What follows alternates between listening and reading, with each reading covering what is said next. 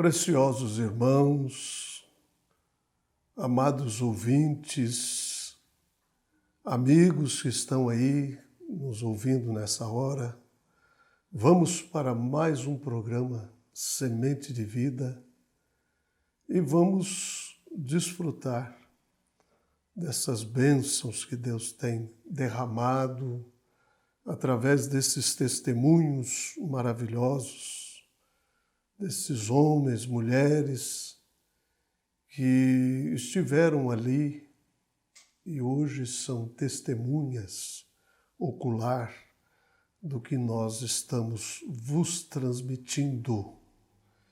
E desta feita nós vamos nos deliciar com o testemunho maravilhoso da nossa irmã Rosela. E eu quero repartir com vocês aqui, nessa programação, esse testemunho maravilhoso, né? Esta bênção preciosa que foi essa irmã nas mãos do Senhor. Para tanto, eu quero ler aqui uma escritura que ela gostava muito desta escritura, e se refere a esta escritura, então nós vamos fazer uso da mesma escritura que ela cita aqui. Está em 2 Coríntios, no capítulo 5, no versículo 17. Logo, todo aquele que está em Cristo se tornou nova criação. A velha vida acabou e uma nova vida teve início. Que leitura simplesmente maravilhosa da preciosa palavra do nosso Deus. Lembrando sempre que quando nós lemos a Bíblia Sagrada, nós estamos lendo os pensamentos, foi os pensamentos de Deus que foram expressados através de 40 escribas que foram inspirados pelo Espírito Santo de Deus. Como disse Pedro, os homens santos falaram inspirados pelo Espírito Santo de Deus, mostrando com isso que nós temos aí apenas um autor. 40 homens foram usados para escrever esta Bíblia, mas apenas um autor. E eu penso que quando eu tomo essas preciosas palavras, eu estou tomando as infalíveis palavras do Deus vivo. Passa os céus, passa a terra, mas as minhas palavras nunca hão de passar. São eternas como Deus é eterno, porque esta palavra nada mais é do que o próprio Deus impresso. No princípio era o Verbo, e o Verbo estava com Deus, e o Verbo era Deus, e o Verbo se fez carne e habitou entre nós. Então eu quero aqui aproveitar para vos transmitir, através dessa programação, mais um testemunho aí muito sobressalente dessa irmã Rosela.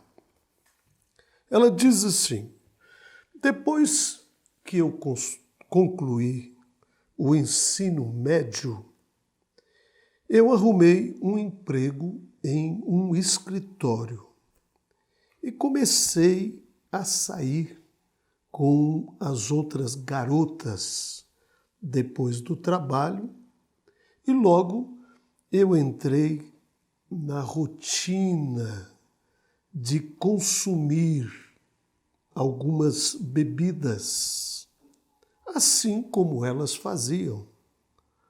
O álcool nunca pareceu representar um problema para as outras, ou pelo menos era o que parecia. Mas esse não era o meu caso. Isto logo se tornou uma obsessão para mim. Eu bebia em excesso, mas nunca me tornei imoral. Eu percebi que algo tinha tomado posse da minha vida e era algo que eu não podia controlar. E eu fiquei temerosa de que poderia perder até a minha sanidade mental. E eu ficaria confinado quando tudo que eu queria é ser uma pessoa livre e feliz. À noite, eu deixava a lâmpada do meu quarto acesa por causa do medo que eu tinha. Em 1949, com 25 anos de idade, eu era uma alcoólatra declarada e parecia que não havia mais esperança para mim. Meus pais queriam ajudar, mas como nenhum deles bebia, não entendia o que eu estava passando. Tampouco sabiam eles o que fazer. Minha mãe comprou para mim um casaco de pele, pensando que se eu caísse bêbada pelas ruas, pelo menos eu não congelaria até a morte no frio do inverno. Eu rasgava as costuras daqueles bolsos e escondia garrafas de álcool no forro deste casaco. E eles sacrificaram financeiramente por meus tratamentos médicos, mas 5 dos melhores médicos na cidade desistiram completamente de mim. Eles me deram várias injeções de vitaminas para me manter viva, porque eu não tinha apetite para comida. Mas mesmo assim, eu entrava e saía dos hospitais até eles se cansarem de me ver. Eu perdi um bom emprego porque eu fiquei tão fraca que não conseguia mais trabalhar. Meus vizinhos zombavam de mim porque a agitação e os temores que vêm com o alcoolismo são ridículos de se ver.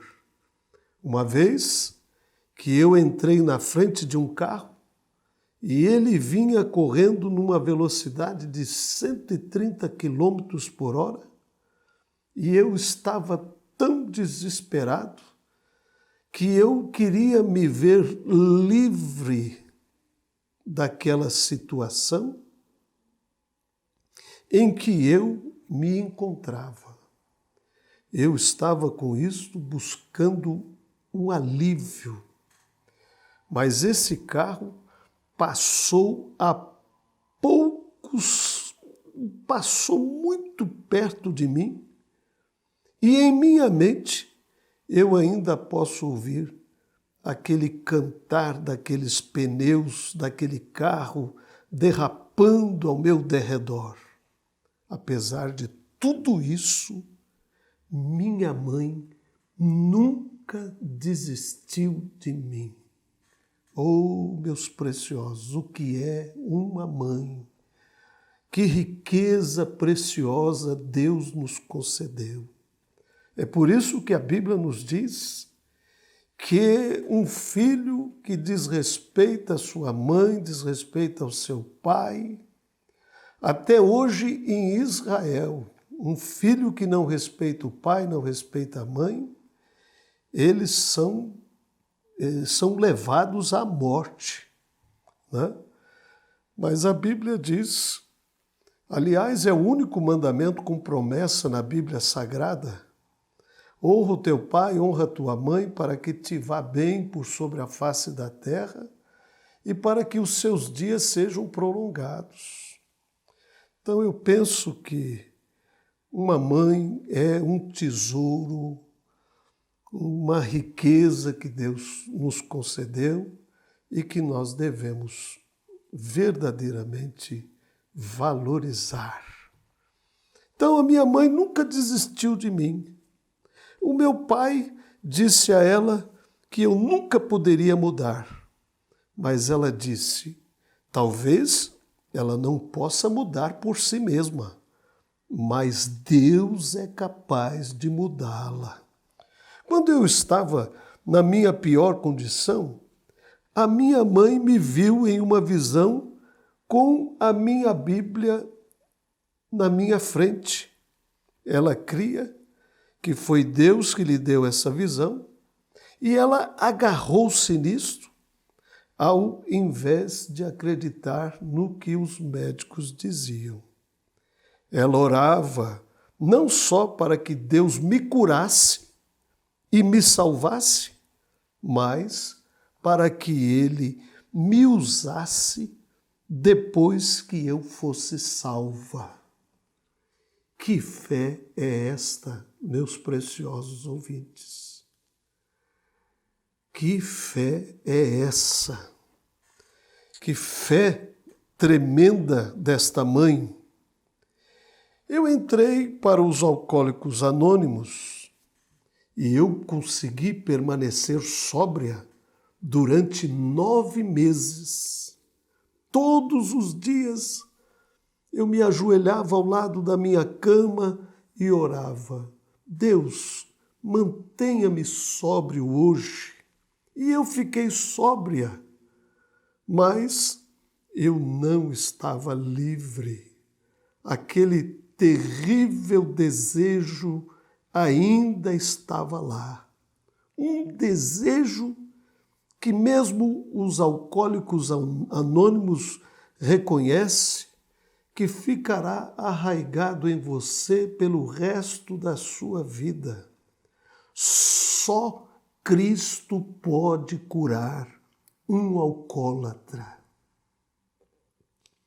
Havia um motorista de ônibus que ele era um cristão e ele também era um amigo da minha mãe.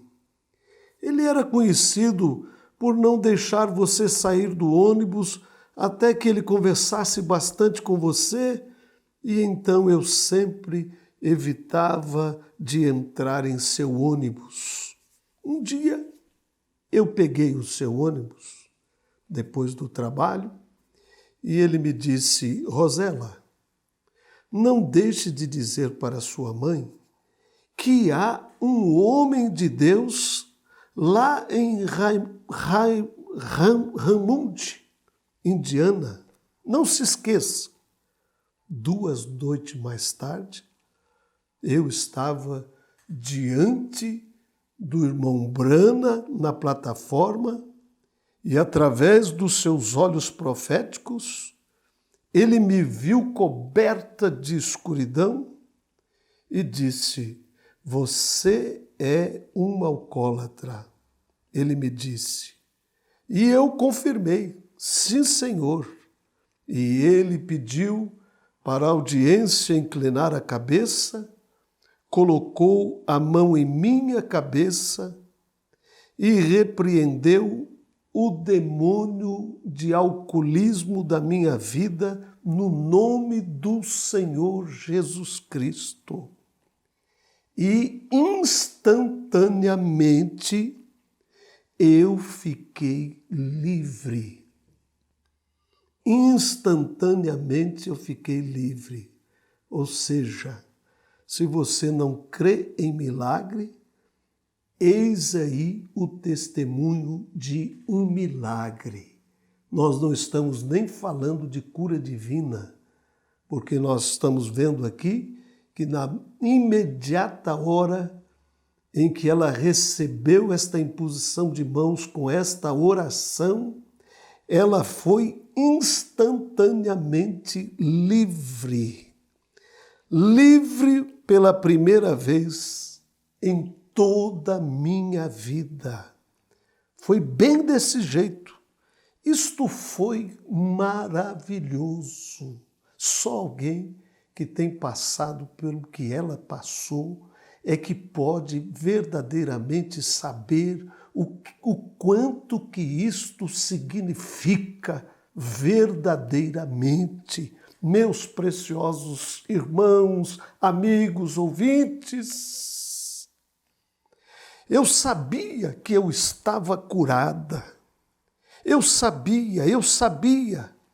Para todos, eu era um problema.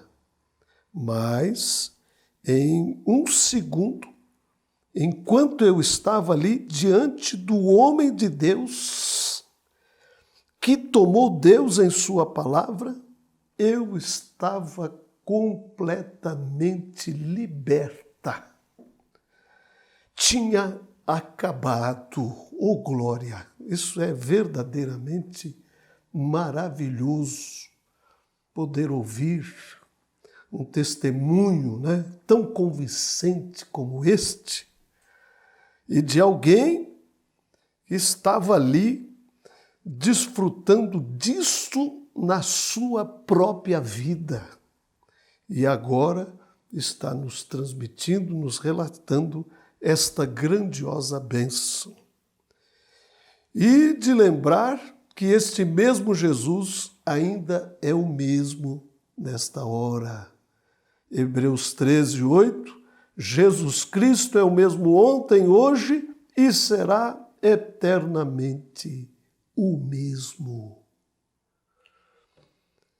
Jesus Cristo disse que ele nos daria poder sobre o inimigo.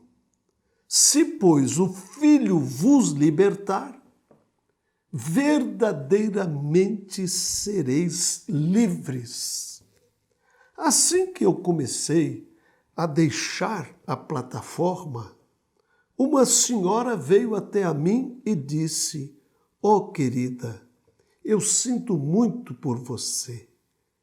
E eu olhei para o seu semblante pasmado e disse: "Você não precisa sentir pena de mim. Eu acabei de ser curada e estou bem." Era a verdade. Os seus olhos estavam vermelhos de tanto chorar. E eu lhe perguntei se havia algum problema. E ela admitiu que sua filha era uma viciada em drogas, estava trabalhando como dançarina em uma boate, e ela me perguntou se eu poderia ligar e falar com ela, e me deu o número de seu telefone. E o nome dela era Helena Proctor. E eu fui para casa depois da reunião, naquela mesma noite, e eu disse: "Senhor, me perdoe por todos os pecados que eu cometi desde que eu nasci. Salva-me, Senhor." E o Senhor maravilhosamente revelou a sua graça salvadora para mim. Então, algo aconteceu que parecia vir de dentro do meu próprio ser.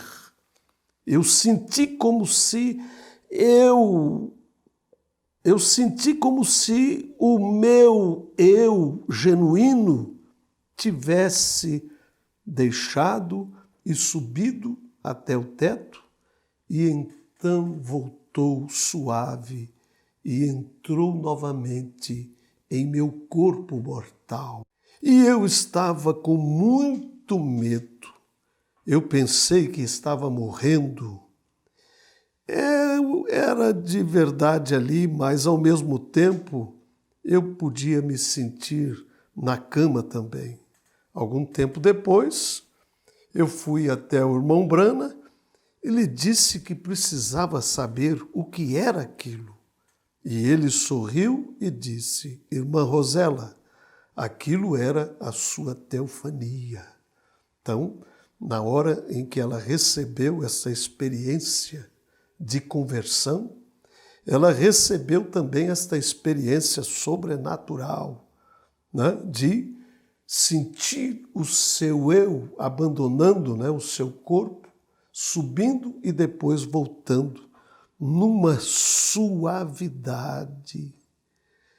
e tomando novamente o seu corpo. E agora, quando tem oportunidade, com o nosso profeta, interroga-o para saber do que aquilo se tratava. E o irmão Brana sorri e disse: Irmã Rosela, aquilo era a sua teofania. Na manhã seguinte, após eu ser curada, eu consegui tomar o café da manhã normalmente, o que eu não fazia muito. E esta foi a primeira vez que eu consegui comer assim após um longo tempo. O mundo todo parecia diferente para mim. Até mesmo a grama parecia mais verde. E eu disse à minha mãe que eu senti um forte desejo de ligar para a Helena Proctor, a moça cujo número do telefone me tinha sido dado.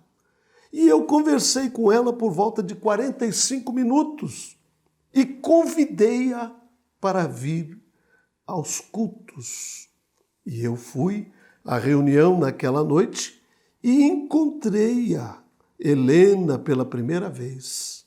E ela pegou um cartão de oração e, exatamente como tinha acontecido comigo na noite anterior, o seu nome foi chamado, assim como eu, e ela estava com medo, e eu disse a ela: esqueça todo o resto e somente creia em Jesus. Imaginem, eu havia acabado de ser salva, havia acabado de ser curada, de ser liberta naquela noite anterior e já estava agindo como se eu soubesse de tudo isso. Ela era a última na fila e quando o irmão Brana orou por ela, Jesus a curou também. Que coisa maravilhosa! Esse mesmo Jesus que havia operado magistralmente na vida de Rosela estava agora operando extraordinariamente na vida de Helena, e este mesmo Deus que operou em ambas as vidas é o mesmo Deus que pode operar poderosamente em sua vida agora, seja lá o que você esteja passando, enfrentando, somente creia, todas as coisas são possíveis para aqueles que somente creem. Este é o lema do mensageiro desta era que o Senhor tem nos enviado. Então, como é maravilhoso servir a Jesus, servir a Cristo. Mais tarde, Helena se casou com um evangelista. Ela e seu marido viajavam por todo o país, testificando e trazendo almas para o Senhor Jesus Cristo. Em outra noite, um homem veio ao culto conosco. Ele também era um alcoólatra. Tanto ele quanto meu pai receberam cartão de oração. Mas o meu pai não foi chamado. O outro homem foi. E eu inclinei a cabeça e pedi a Deus para curar o meu pai e para salvá-lo. e para curar o homem alcoólatra, como ele havia me curado. E quando chegou a sua vez na fila de oração, o irmão Brana se virou e disse: a moça que está lá em cima na galeria, ela foi curada há uma semana atrás do mesmo problema que você está sofrendo. Ela está orando por você e também está orando por uma outra pessoa. E é o seu pai. Peça para que ele se levante, coloque a mão na cabeça dele e faça com que ele aceite a cura do seu ouvido e também a sua salvação. No dia seguinte, uma gota de sangue estava no travesseiro do papai, aonde o seu ouvido foi aberto. Mais tarde, eu conduzi o meu pai ao Senhor. A partir de então, eu planejava as minhas férias de serviço para estar nas reuniões do irmão Brana. Então eu passei a acompanhar assiduamente as reuniões do irmão Brana, onde ela fosse acontecer, em Indianápolis, Chicago, Ohio, até na Califórnia. E um dos vendedores no trabalho, ele gostava de me ridicularizar. E ele dizia: o que você vai ouvir, Rosela? Ópera? Eu dizia: não, eu vou ouvir uma pregação. Eles sentiam pena de mim, mas eu pensava que eu é quem deveria ter pena deles. Eu apenas continuei indo e nunca me esfriei. Este é o segredo. É a perseverança. É você perseverar. É por isso é que a Bíblia diz: aquele que perseverar até o fim, este vai ser salvo. Aquelas reuniões eram todas muito boas. E eu sou muito agradecida que o irmão Brana se importava tanto pelas pessoas que ele ia a muitos lugares. Ele era uma pessoa tão amável. E às vezes, quando as coisas se tornavam difíceis, quando ele tinha que dizer coisas fortes para as pessoas, ele colocava um pouco de graça naquilo. Um pouquinho de graça. Para mim, ele sempre foi mais do que um homem comum. Ele era um representante de Deus para nós. A primeira vez que eu tomei a comunhão no tabernáculo Brana, eu tinha em mente que eu iria apenas comer o pão, mas passar pelo vinho. Assim que eu me aproximei da porta da igreja, eu olhei para o irmão Brana e ele disse: vai dar tudo certo, irmã Rosela. E eu peguei o pão e o vinho e desde então tenho tomado vinho em todas as reuniões de Santa Ceia. Isto prova que eu estou curada por beber o vinho e não suspirar por ele. 2 dias depois de me casar, eu disse algo para o meu esposo: Jenny, sobre o Senhor. E ele começou a chorar. E ele disse: Rosela, eu quero que você me guie a Jesus Cristo. E eu disse: vamos. E eu o guiei a Jesus. Que bênção se tornou esta irmã que a princípio, aos olhos de todos, era problemática e que só estava ocupando o espaço aqui na Terra, como às vezes nós pensamos, né? Mas mal a gente pode imaginar que não existe coisa alguma difícil para o nosso Deus. Nós temos um Deus que as coisas difíceis são tão fáceis quanto as coisas fáceis. Para Deus tudo é a mesma coisa. Não tem difícil, não tem fácil. Tudo para Deus é possível se tão somente crermos. Então, vimos o quanto que esta irmã se tornou um instrumento nas mãos do Senhor e o quanto Deus estava operando prodigiosamente em sua vida a favor de todos aqueles com os quais ela entrava em contato. E isso nos faz lembrar da confiança que a sua mãe tinha de que Deus a libertaria, e não só a libertaria, como também a salvaria, e não só a libertaria e salvaria, mas também faria dela um instrumento nas suas mãos para trazer almas para o Senhor Jesus. Meu marido me deu esta Bíblia e escreveu nela para Rosela, minha querida e amada esposa. Eu te dou esta palavra impressa no nome de Jesus Cristo. Te dou isto por nenhuma outra razão além do meu amor, porque você está sempre aqui quando eu preciso de você. Em todas as Bíblias que eu tive, eu sublinhei, segundo a Coríntios, capítulo 5, 17, conforme li para vocês ainda há pouco. Assim que se alguém está em Cristo, nova criatura é. As coisas velhas já passaram e eis que tudo se fez novo. Eu nunca vou esquecer do irmão Brana, por ele ter trazido a Jesus para mim. Ele me disse: nunca deixe de testemunhar de Jesus Cristo.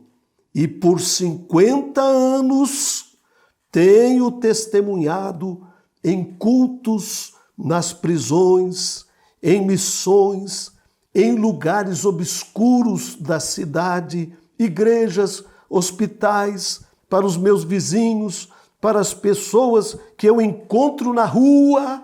Que bênção!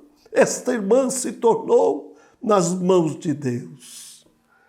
Era uma pepita preciosa, que estava ali toda suja, toda enlameada, mas o grande mestre, o nosso Senhor, sabia que a hora chegaria em que ela seria completamente liberta e teria sua vida transformada para ser uma bênção, um instrumento de Deus, para que outros mais fossem ganhos. Quando o irmão Brana orou por mim, ele perguntou se eu iria servir a Jesus pelo resto da minha vida. E eu disse sim, e eu estava falando sério.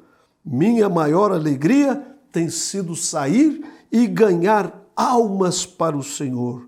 Quando eu for para a minha eterna casa, eu ainda estarei cantando louvores e amando-o por aquilo que ele fez por mim.